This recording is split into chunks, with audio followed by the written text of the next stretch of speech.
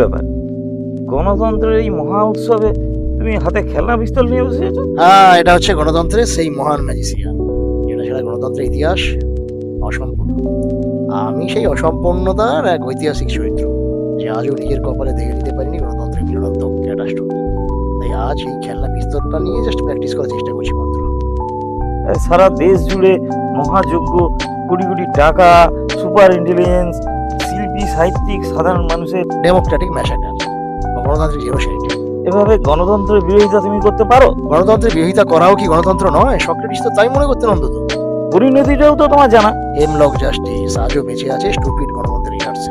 কিন্তু গণের উপর ভরসাও তো রাখতে হবে। রাখি রাখি রাখি রাখি তো, গণতলায়, গণধর্ষণ, গণসাদা, গণপিটুনি, গণপার্বণ, গণলুট, যার অভ্রংশ অবশ্য গণমাধ্যম, গণঅভ্যুত্থান, গণভোট।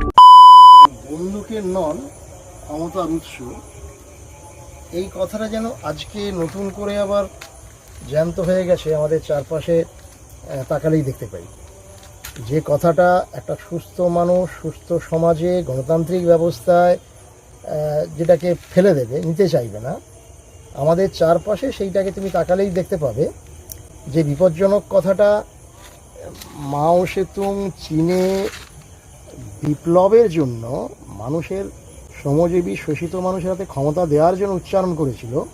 আজকে মানুষকে শোষণ করার জন্য, মানুষকে মেরে ফেলার জন্য, মানুষকে ভোটের সময় ব্যবহার করার জন্য ক্ষমতাশালী মানুষেরা সেই অস্ত্রটাকে তুলে নিয়েছে হাতে। ফলে সেই ডাকাতের হাতে অস্ত্র আর ডাক্তারের হাতে অস্ত্রের যে পার্থক্যটা, যে তফাৎটা থাকে, ভোট এলে আমরা সেই পার্থক্যটা কিন্তু দেখতে পাই। যে সাধারণ মানুষকে ভয়ে, নিরুপায়িতায়, নিরাপত্তাহীনতায় ওই বন্দুকের নলের সামনে দিয়ে তাকে ভোটটা দিয়ে যেতে হয়। ফলত জনগণ আমার কাছে এখন একটা শুধু কেবলমাত্র ভয়ের প্রতিশব্দ। আমি ব্যক্তিগতভাবে গণ শব্দটাকে বড্ড ভয়ে পাই, ভীষণ ভয়ে আছি। যেখানেই ভিড়, যেখানেই অনেক মানুষ একসাথে থাকে, সেটাকেই মনে করি যে একটা পার্ট অফ এন্টারটেন।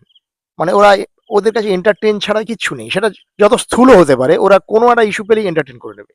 মানে একসাথে আছি, মানে ধরো একসাথে জল্লা হয়ে চা দোকানে আছি, কোনো মেয়ে যাচ্ছে একসাথে টোন কেটে দেবে, কারণ কেউ কিছু করতে পারবে না। একসাথে ক্রিকেট বা তোমার ফুটবল খেলে আসছে একটা গ্রুপ, হ্যাঁ, তো এই গ্রুপটা সবাই মিলে আছে, মানে কারো গায়ে হয়তো একটু ব্যাগটা লেগেছে বা কেউ সিটটা দিতে দেরি করেছে, তো ইস্যুটা ফ্যাক্ট নয়। ওই যে এতগুলো এতগুলো লোক ওরা একসাথে আছে, ফলে ওরা কিন্তু ঝালিয়ে নেবে ওদের ফোর্সটাকে। মানে ওরা যে একসাথে আছে, ওরা অনেক কিছু পারে,